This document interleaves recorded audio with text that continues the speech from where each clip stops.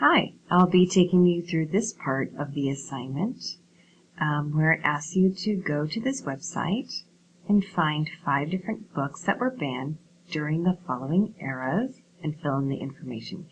So the eras are the 1100s, the 1500s, the 1800s, the 1900s, and the 2000s.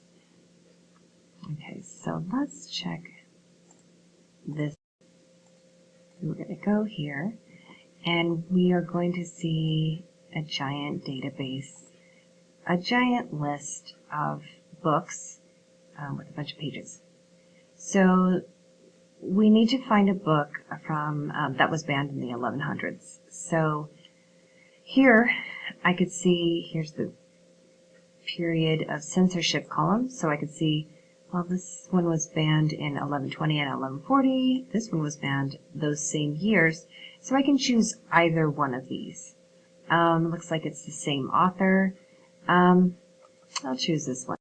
So when I click on the book's name, it'll take me to this page. It'll say the language it was in. It will give me the author, the title, the source, notes about what the book was. So this was a collection of love letters and religious correspondence between 2 people.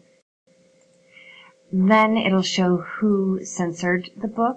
So the censoring body was the church and U.S. Customs. This will talk about legal reasons why it was banned, and who decided, more information about who decided and when. These are the periods that the book was censored. These are the places that they were banned.